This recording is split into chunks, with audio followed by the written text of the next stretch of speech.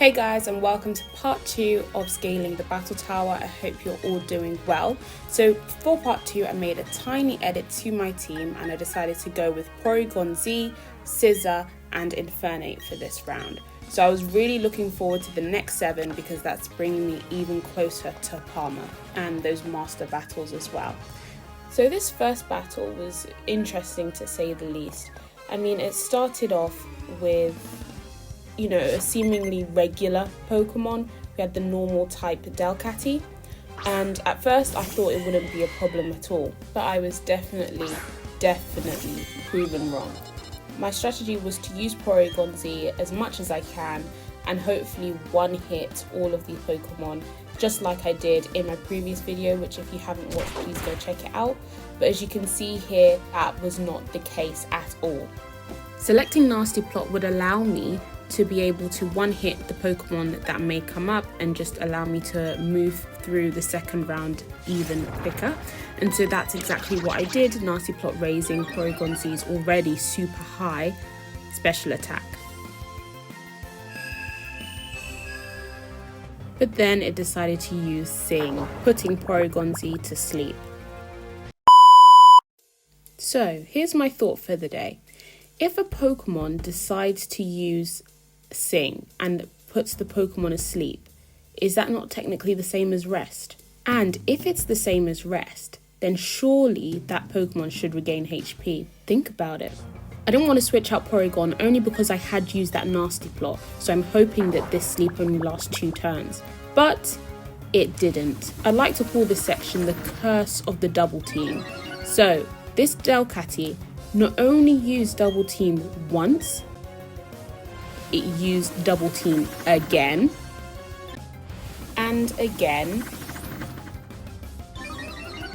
and again. That's a total of 4 times. That's insane. I'm worried if my moves are ever going to hit this cat now. All of this because I was too stubborn to switch out. But thank goodness the tri-attack hit and it was a one-hit knockout, which is amazing because had it not been, I don't know if I would be able to hit that cat again. Croagunk is next. Honestly, I feel sorry for this Pokemon. I feel like I don't give it enough room to show its power because once I hit it with the Psychic, it's always out in one hit. So, sorry Croagunk, maybe in another game. The last Pokemon, Phanpy, was no problem at all. One hit, knocked out. I'm thinking maybe I should do a run where I don't use Porygon-Z. You guys are going to have to let me know if you'd like that.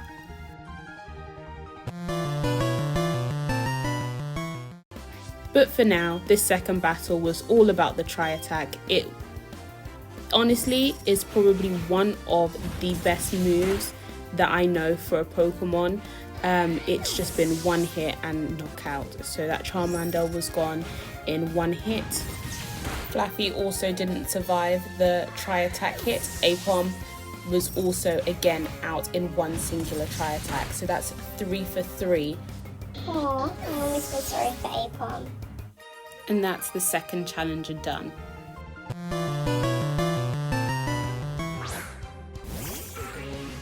The same continued on into the next battle.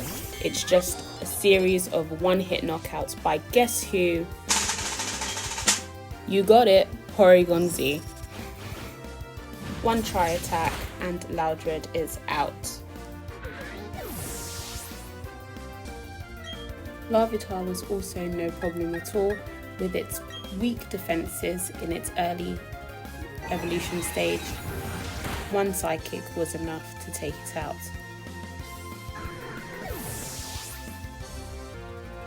And finally, Eevee, as cute as it looks, it once again does not have the best stats at all.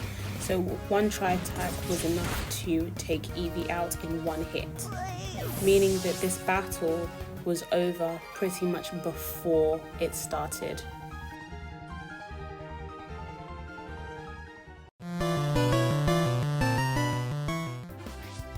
By battle 4, I was not really excited. I knew that I was going to be able to defeat anything that came my way. That's just the way it has been. But this is where, a genuine battle started happening. I think the computer at this point starts to think a little bit more and makes things a bit more challenging for me, which was great. So my speed has been lowered, I've been poisoned with Porygon, and I was really trying to think about defeating this Pokemon in one move, but I did not expect the Pokemon to be withdrawn. And Moral came out, and obviously with me selecting Psychic, I knew that this would not be effective against Moral. A decent amount of damage is done, but that's only due to its stats and nothing more, and Porygon-Z is continuing to suffer. I have learnt my lesson from last time, so I'm going to switch my Pokemon, and I decided to go with Infernape, thinking that a nice quick Fire Blast would be enough to defeat the Pokemon and move on. What's interesting is when I played the original Pokémon Diamond many years ago, Infernape was my first choice then, and I played the game over many times, picking different starters and seeing how I liked it, and for a long time Infernape used to be my favourite Pokemon. And now, well, as you guys can probably tell, that's changed to Porygon-Z. I think a really unpopular Pokemon opinion that I have is that I actually don't think Infernape is that great of a Pokemon. Feel free to tell me otherwise in the comments below, but I genuinely don't think Infernape is as great as it's made out to be. I think it is slightly overhyped. Not to say it's a bad Pokemon or anything, because it's definitely not. As you can see here, the close combat, it is doing more than enough to defeat any Pokemon, which is why it's part of my final 6. However, I'm beginning to think if Empoleon is just an all-round better Pokemon than Infernape for the starters, but again, you guys will have to let me know. Unfortunately, I did get paralyzed, but as you guys know me, I'm very stubborn, meaning that I'm willing to risk using the move and keeping Infernape in here, and as you guys can see, the close combat still landed, defeating Nosepass.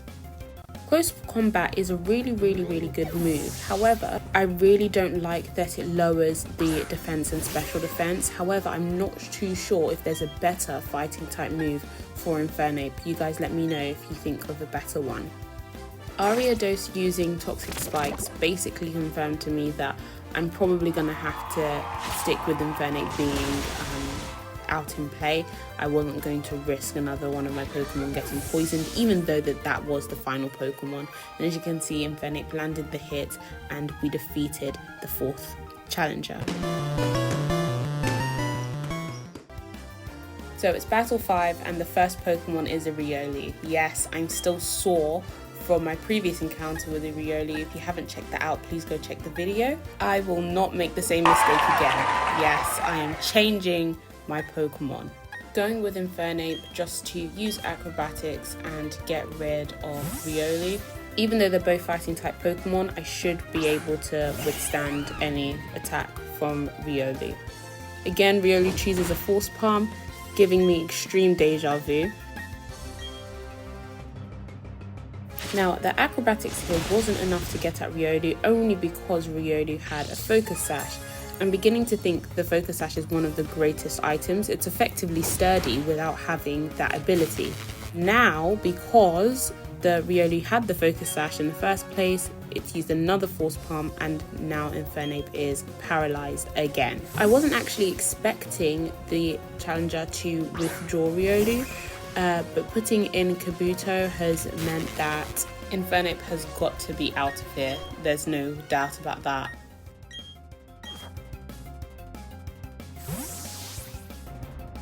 Porygon is the obvious choice to go with here, since my Porygon-Z knows Thunderbolt. The Ancient Power hit, but I think it did a little bit less damage than I thought it would have done. Now, the Kabuto used Protect. Protect is a move that doesn't really make too much sense to me, especially if you're the slower Pokemon. Effectively, all you've done is delayed the inevitable. Do we agree, or is there something that I'm missing here? Anyway, the Thunderbolt hit as we knew it would do, and it's a one-hit knockout as we knew it would be.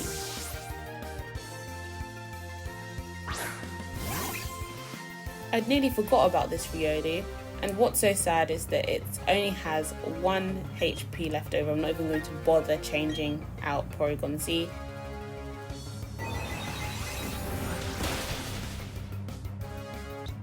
And that's the second Pokemon down. Final Pokemon was Fluffy, which, as you guessed, was no problem at all. Thank you to Tri-Attack, and that was a 1-hit knockout, defeating the 5th challenger. Now, I actually don't like Wobbuffet. Paired with its massive HP and its 2 special moves that it loves to use, Counter and Mirror Coat, it's actually a pretty difficult Pokemon. So I decided to up my special attack, hopefully making Porygon a 1-hit knockout machine. I was actually pretty scared here. I didn't want to get to a point where things were getting tight. I just wanted to be able to defeat Wobbuffet. So I decided to go with another special attack, and as you guys can see, it used another counter, meaning that I could have probably used my move, because counter is only for physical attacking moves, but I just wanted to make sure. And as you can see, that was a 1-hit knockout, defeating the Wobbuffet. So we have another Morwell here, but what's different is that Porygon has all of that lovely nasty plot that I'd done before. So I didn't want to switch it out to lose all of that, and I decided to go straight ahead with a Thunderbolt, which managed to get Morwell out in 1 move. Ugh, another Delcatty. I am not going to put myself in an earlier situation. It used Fake Out again, which is annoying, but I'm still going firm with the Tri-Attack because I've got Nasty Plot on my side. The Tri-Attack hits as we know it would, and it's a 1-hit knockout as we know it would be, defeating the 6th challenger with no trouble at all. The 7th challenger was very easy. 1-hit knockout, followed by another hit knockout, followed by another hit knockout, and that was pretty much it. The end. So that's the end of the second round, guys. I'm super excited to go in again and face Palmer with my dream team. If you guys liked the video, please consider hitting the like button and subscribing, as well as sharing the video. Thank you guys so much for watching. Love you all, and I'll see you soon.